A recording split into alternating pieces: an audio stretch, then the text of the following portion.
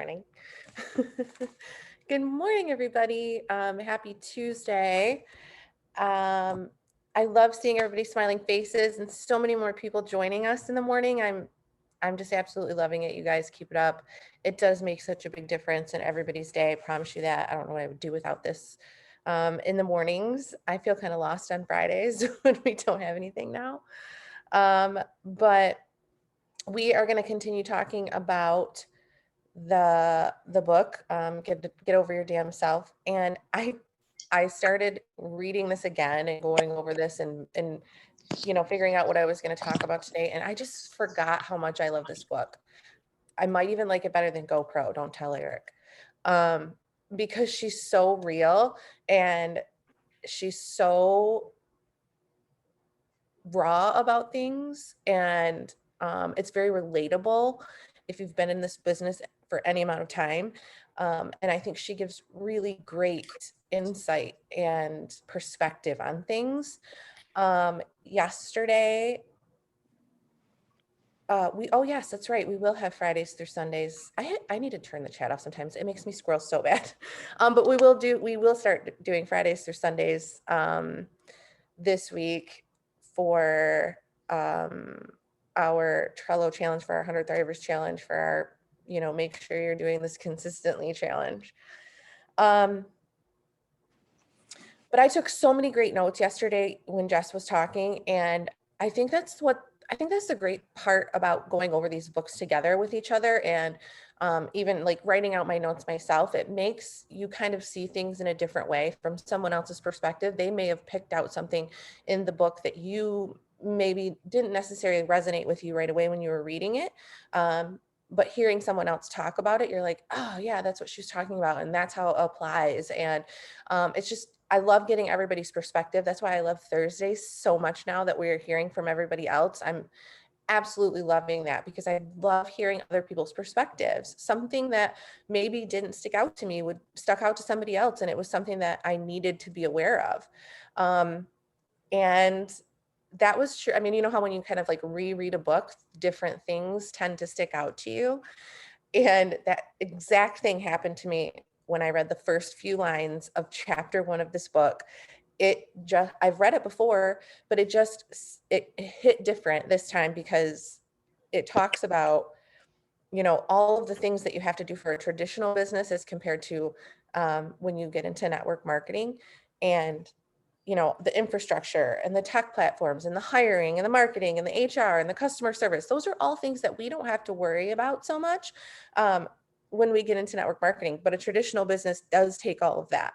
And over the last couple of years, you guys have seen that we kind of we're working on some different projects, some traditional business projects, and we did all of that. We went through all of those things. We got to experience the other side of this, you guys. And I'm telling you, I don't want to speak for everybody. I'm sure Jess would say the same thing. It's giving me a whole new appreciation for this business. It is something to be grateful for. And so it kind of made me realize, like, on those days when it can seem overwhelming or you're having a rough time getting through some things, maybe just be grateful for the fact that we have a simpler way of doing things. And notice I didn't say easier, and she points this out in the book. It's not easy. Anything worth doing isn't easy, but it is simple. And if we focus on those simple things, it becomes a lot clearer. And we have to stop telling people that it's easy, because it's not. That's just a lie. But we can tell them it's simple, and we can explain the simplicity of this business and what we get to do every single day. She literally spells out exactly what we do. She points this out too, and I love this. She literally spells out everything we do in this business in like a few sentences or a couple of paragraphs or something. And the things that she lists out are: we talk to people and we put them in one of 3 buckets. They either become our customers, they either become part of our team, or they become people that will refer to us. If it's not for them, that's okay, but maybe they know somebody that it could help. Um, so breaking it down that way, that is simple. But the word that stuck out to me the most in her explanation of the things that we do every day is, it keeps showing up for me everywhere, you guys, lately. And I think, I don't know if Melody's on here this morning or not. I might need a new bracelet, Melody, because this word is literally smacking me in the face every single day. And it's consistency, or being consistent. Um, it's simple, yes, but you have to be consistent at those things. And that part is not so easy every single day. That is the trick. Are you consistent in your business? Are you treating it like a business? Are you showing up every single day, no matter what? Because she lists the reasons why people fail, and we're going to discuss each one of those next. But I think that, and she talks about this a little bit in one of the reasons, but I think consistency is probably one of the biggest reasons why people fail. And why aren't we always consistent?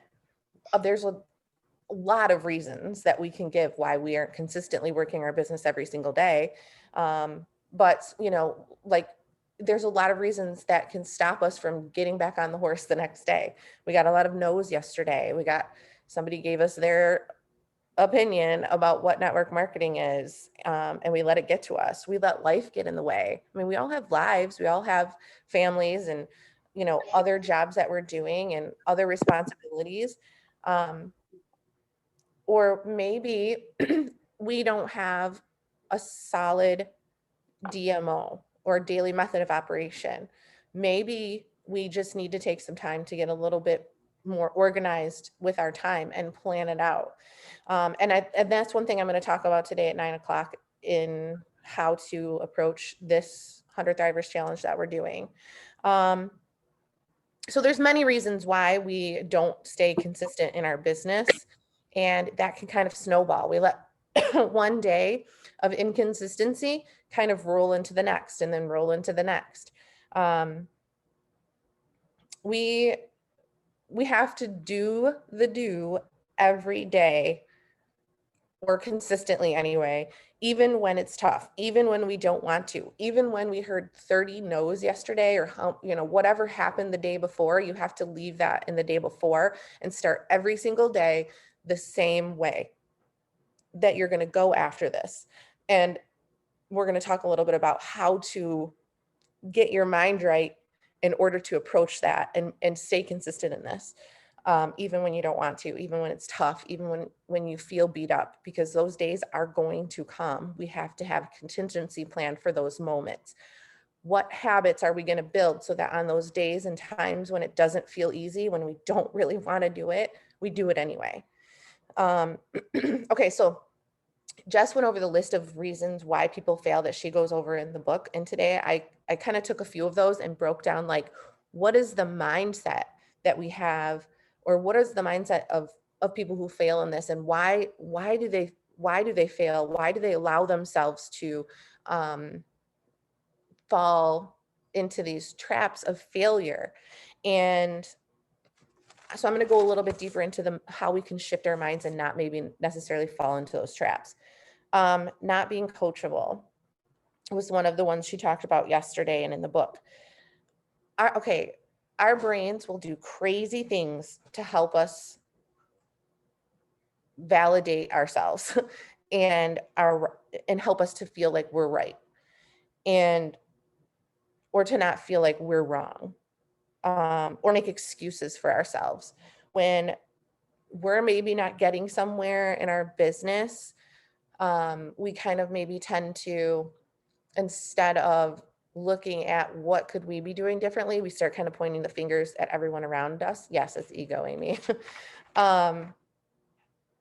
Maybe they or you are not seeing success in your business. So instead of looking for help, they blame others. My upline doesn't know what they're doing. It's the company. They don't have XYZ in their comp plan.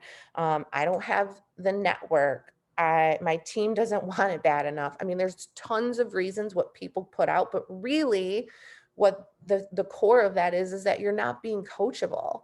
You're not saying, I need to learn a new way of doing this. I need to become a student of this and really get better at what I'm doing. How can I improve in what I'm doing in order to take that step to the next level, or make some headway in my business?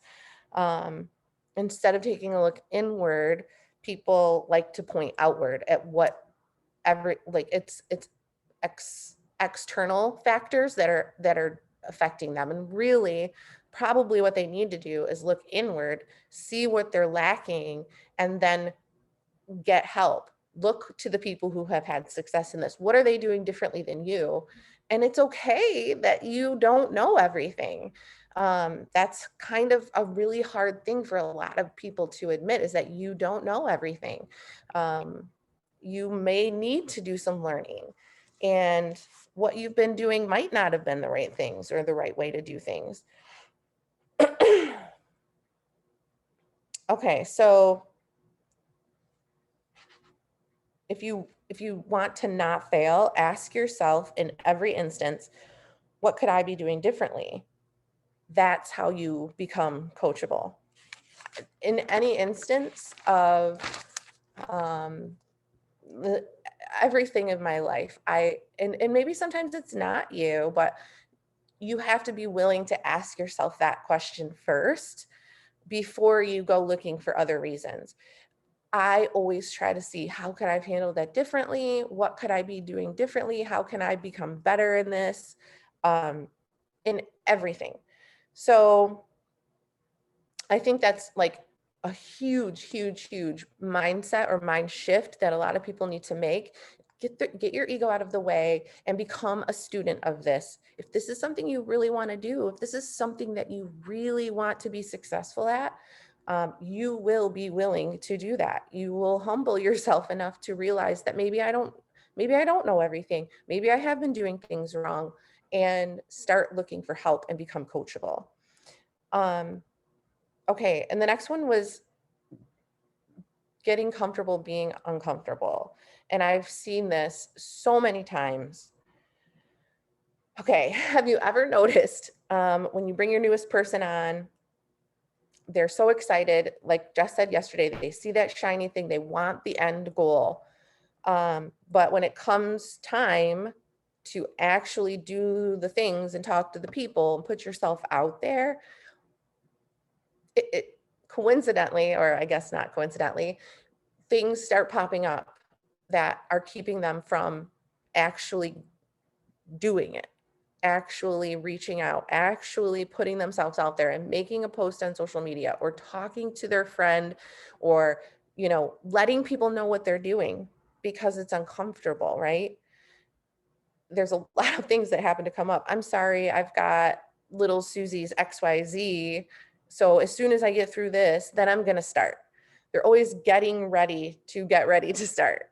And it's because anything new is uncomfortable for anybody. That's not, and I think that's the thing that we need to realize, is that it's not just you that feels that way. Everybody feels that way when they're starting something new. And it's okay to feel that way. But it's getting that becoming comfortable with feeling that way, and knowing that on the other side of that is what you say you want, and you're not going to die. So, because, okay, back in the day, I mean, like caveman days, our brains are hardwired to protect ourselves from things that are uncomfortable. Uncomfortable is just a really friendly way of saying scary. And when something fearful comes up in us, or we become scared of something, our brains are like, skirt, that's scary, that might be a threat to you, we don't want you to die. Because back in the caveman days, that feeling of fear was like life or death fear. Like, this wild animal could kill me, or I could fall off this cliff and die. Those types of fears are what our brains are hardwired for. What we realize now is that these things that we think we're so afraid of aren't really going to kill us, but our brains try to protect us like they are. So now anything scary causes the same brain response that we used to have. So it's safer. Okay, so it tells us don't do that. It's safer over here where you're comfortable. We don't have to worry about protecting you in this space. And somehow what we have to realize and maybe help our newest people realize is that uncomfortable does not equal dying. You are not going to die. Talking to somebody about your business, even if they tear you to shreds and tell you what you're doing is stupid, when you come out of that conversation, you will still be living, you will still be breathing, you will still be able to move on with your life. If you completely bumble every word that you have, that you were trying, you couldn't get out what you were trying to say, in the front of the room or with the person one-on-one or in text or however you're doing it, even if you completely mess it up, you're still not going to die. But you will get better. And every time you do it, you'll get a little bit better and you're just improving. Think about when you work out, when you build muscle, you're actually tearing those little muscle fibers apart and then they grow back stronger. So every time you do this, you might be like, oh, that hurt a little bit. But the next time you're going to be even better at it. So I think that's the mind shift we kind of have to tell ourselves and make, is that I might suck at first at this, but I'm not going to die and I'm going to be better the next time. Oh, I think somebody is unmuted. There we go. Thank you, Sydney. So you kind of have to look at it like it's just practice. Even if the first few times you do it are terrible, it's just practice and you're just going to get better. So instead of looking at it and being afraid, you're looking at it and you're excited because I'm just going to get better. That's the mind shift part of that. Getting yourself out of that comfort zone and knowing that you're going to grow and improve. And that's where the real magic happens. I think that's the kind of the way we have to explain it to ourselves and know that we're not going to die. So I remember when I first got started in this, I had a 9-to-5 that I didn't hate, but it took me away from my family for too many hours a day. And I was really so sick of missing out on things. I, had to miss practices and taking my kids to practice, or I had to show up late to games, or I couldn't even make it in some instances. Or if there was anything going on that I had to be at work instead of being at home, it killed me. And I finally got to a point when I sat down with Jess and she told me this could really get me out of that. Done. Sold. I wanted it. That was my hunger. And that was the next point that I wanted to talk about was, do you have that hunger? I wanted that so much as I wanted to eat pizza and tacos every day and not gain any weight. Like I'm being funny, but I'm serious. As bad as I wanted to breathe, I wanted to change that situation in my life.